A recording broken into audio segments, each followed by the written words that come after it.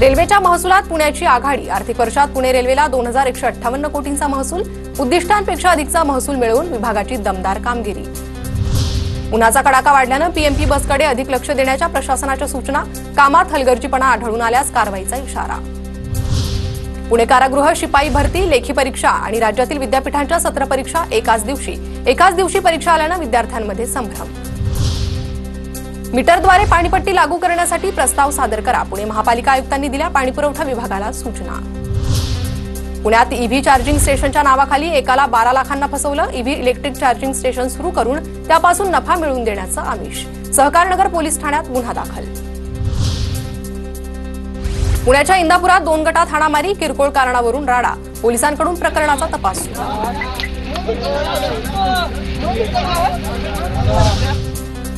पुण्याच्या शिरूरमध्ये महिलेचं मंगळसूत्र चोरी, घटना सीसीटीव्हीत कैद। पुणे अहिल्यानगर महामार्गावरील फळकेमळा परिसरातील घटना।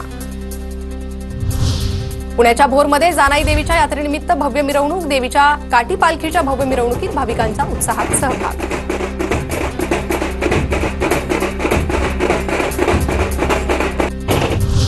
पुण्याच्या इंदापुरात नारी शक्तीच्या हस्ते शिवस्तुती पठण, शेकडो महिलांच्या हस्ते मानाच्या कावडीची महाआरती।